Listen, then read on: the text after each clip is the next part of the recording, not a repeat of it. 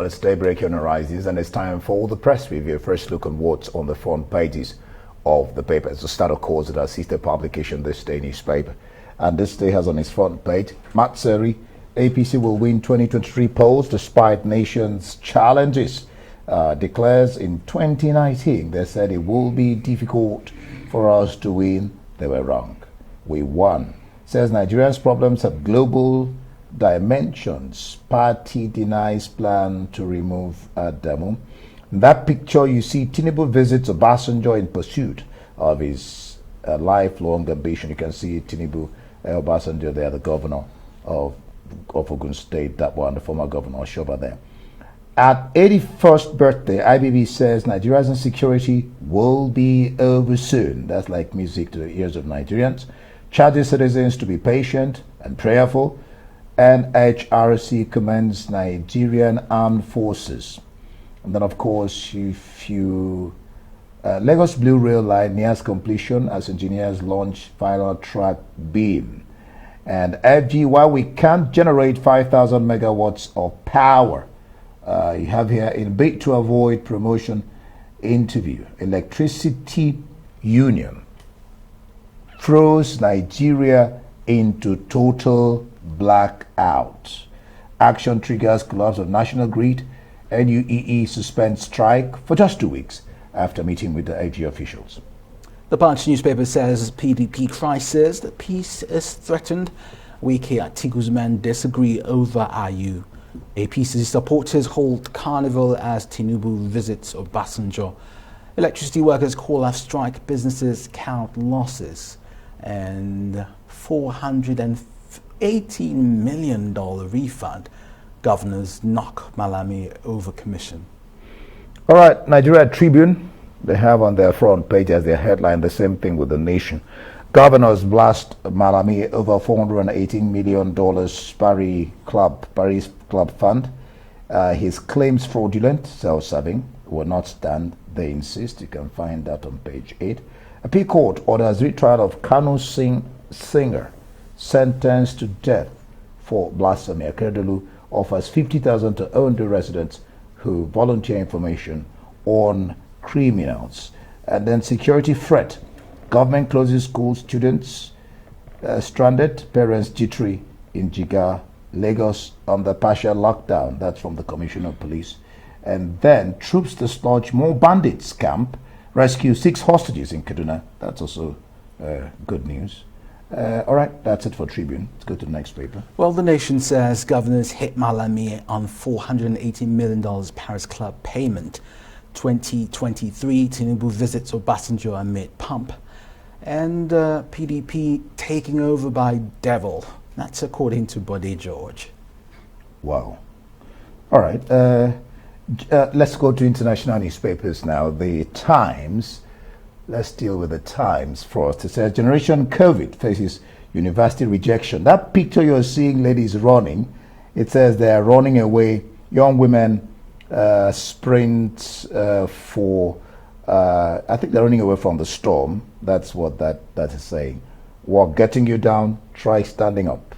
The Financial Times says soaring inflation rises above 10% for the first time in 40 years in the UK. Daily Express, shock rates surge to fight bills crisis. Downpours hit Britain, but still 30 million face hosepipe ban. The iPaper Inflation UK now brace for interest rate hike. And then The Guardian. Thank God it's Thursday. Oh well. Cost of living crisis to trap 45 million in fuel poverty. And then that picture you're seeing there, that soldier. I don't see justice in this war. I don't see truth. Former Russian paratrooper who was on Ukraine front line exposes rot at core of the invasion of Ukraine by Russia. Well, for the press preview, let's bring in Emmanuel Bello. Emmanuel, good morning. Good to see you. Let's start with This Day, our sister publication. Masari APC will win 2023 polls despite nation's challenges. And one of the biggest challenges that's been lingering for decades, the power energy crisis. And on Tuesday, the nation was thrown into a blackout.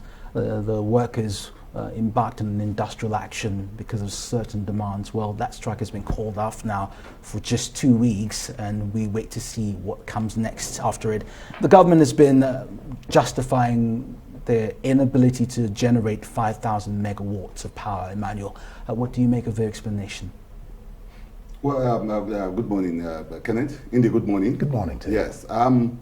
Well, it's interesting that Masari is saying that the APC will win despite challenges, and one of the biggest challenges right now, like you raised, apart from the crisis of security, of course, is those grid shutdowns and the darkness we find ourselves again, almost an intractable problem. And yesterday it came to a head with that national blackout. It's in the midst of all of that that Masari is sounding this optimistic that despite all these challenges, despite all that Nigerians have been saying about the APC, despite those security challenges, despite all those things, that APC will win. On one hand, that is the way a party chieftain should talk. I mean, you are not supposed to say your party is not going to win. You're supposed to say it will win despite everything. Actually, even comparing this present time with 2019, and that in 2019 it was the same odds, against the APC. But maybe his traducers quickly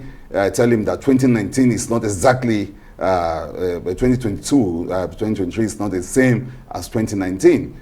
Things have shifted rapidly since then. And remember, in 2019, the power of incumbency was there, and the sort of, energetic or robust opposition that you're having right now probably wasn't there in 2019. But now you're having individuals that are really rallying their base and posing a serious threat to the APC. And then those challenges too, Kenneth, like you noted, especially the blackouts, people continuously blaming the APC for not holding down some of those promises. Remember, APC was voted because of its promises in the area of security, the economy, and the anti-corruption war. But there are people today that will say that, look, it is for this same record that the oppositions are going to be campaigning vigorously. And when you listen to the PDP or any other opposition party, they point to that record. They said, no, APC has not done very well. And they seem to be carrying the day in those arguments. It's a problem that APC will have to deal with. So beyond the grandstanding or the reassurances of the Masaris of this world, they have a campaign ahead of them, and they will have to convince Nigerians that those records are good enough, those challenges that they are talking about, good enough for Nigerians to vote in APC again. And that would be the word convince. All right, politicians are very optimistic. All right, interesting that still on this day, before we go to the other papers, two things stare you boldly on the face. 81st birthday of IBB, he says Nigeria's insecurity will be over soon. Maybe he does know something we don't know as a military man, as a security person. And then in a bid to avoid promotion interview, electricity union throws Nigeria into total blackout. Was that the case? And then, of course, Tinubu visits Obasanjo. The picture is there, right there, staring at us in the face. Yeah, Kenneth, it's strange that, Indy, it's strange that electricity workers will put us in total darkness just because they are trying to evade promotion exam. In some places in the world where you have serious leadership and serious governance, that's almost treasonable, just for something that is really past now. Although they are saying that, look, the crisis is just beyond, it's not just about the promotions, that certain, certain things were omitted or bypassed when it comes to promotion, that it was not, procedures were not followed and all of that. But I mean, they have a right to protest, but throwing all of us into darkness just because of that, I mean, I think that's going too far. And there were videos yesterday of them gleefully just switching off those lights and actually dancing around darkness themselves and rejoicing that they've plunged the nation in darkness. I mean, when looking at them, you just see that these are the forces of darkness we've been talking about. Yesterday, Nigerians got a rare view of the men that actually switch off the lights, joy killers who will just plunge us into darkness at whenever they feel like. And yesterday it was very clear that, look, it was very personal for them, and that it is issues of their welfare, issues of promotions, issues of monies that have not been paid to them since 2019, they say. So those are the things. But beyond all of that is the real deep issues of what we're doing with power. Beyond the electricity workers, it's the policy makers themselves. What are they doing? How are they attacking this problem? Over the years, many things have been done. Remember that this president started his presidency with asking that proverbial question, where is the power? He was worried that after 16 billion sunk into the sector, nothing has happened. And today, we're still asking the same question, where is the power? Sometimes you'll see some improvement. And of course, then we'll go back to the problems again. So it's a serious crisis, and the fact that now we have to also deal with the personal problems of electricity workers and live in the dark. You see, that's a real challenge to everybody. Emmanuel, the presidential candidate of the All Progressives Congress has visited the former Nigerian President Olusegun Obasanjo.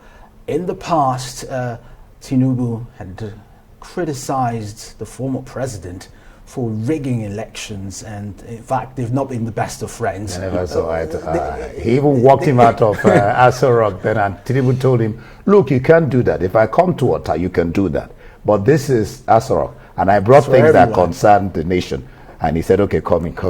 But now both of them, they sat down in a closed-door meeting. At some point we saw pictures of both of them laughing. What do you think they've been discussing?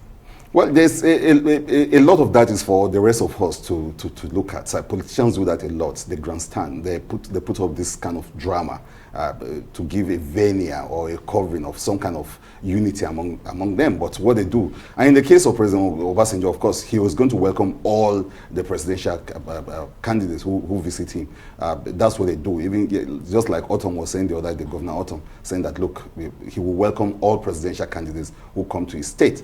So there's a part of that it's just procedural, just what they do when they such visits, and then they give their words. Well, they don't commit themselves to it. They just say things like they wish the candidate good luck and all of that. So you expect a lot of that from Obasanjo. But you're right, Kenneth. In the past, there's been this back and forth between both men, and with those harsh words.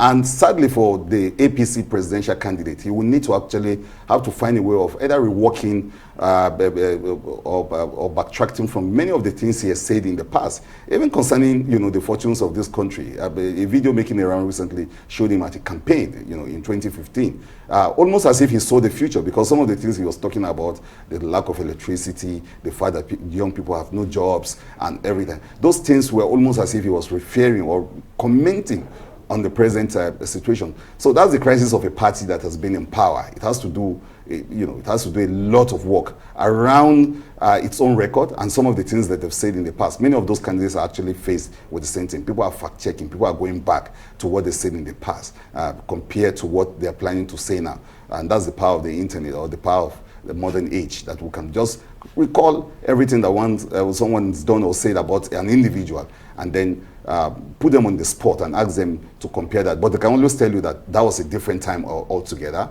This is a new era, and that they want to face something new. All of them, actually, like you said, even Atiku, who, even the party faithful to say he runs away after every election to Dubai, then he comes back, and then Obi's fact-checking. It's all over the place, not just Tinubu. All of them have questions to answer. Well, troops in Tribune, this large more bandits camp, rescue 6 hostages in Kaduna. This is good news, Emmanuel. Yeah, indeed, it's good news, and I think the more we hear, the more of this kind of stories that we get to hear, the better for us. It at least restores some kind of confidence. I think in the last 2 weeks or 3 weeks back, everyone, you and I, were all, we threw up our hands in the air in confusion. But now we see states actually doing a whole lot. Jigawa states closing down those schools, shutting them down. and a lot of bans. Zamfara yesterday actually outlawing, making it, putting the death sentence on almost everything related to kidnapping and to banditry. So we have states now taking those initiatives. In the past, governors will tell you that, well, we don't have any power. We're not. We're just security officers of our states in name, and they get all those very, very, very huge amounts of security votes. What I was discussing with Kenneth, just before you came sometime in the program. Yes. What are they doing with this huge, humongous amount every month of security votes? And this is supposed to be these chief security officers of their states. Well, people have asked this question before, Indy, but the good thing is that now they're also faced with this existential threat.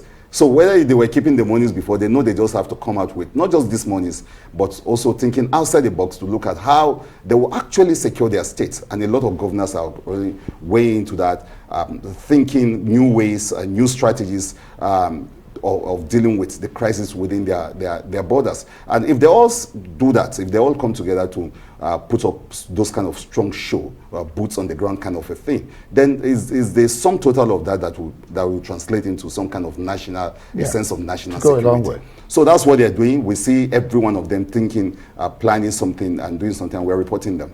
Thank you so much, Emmanuel.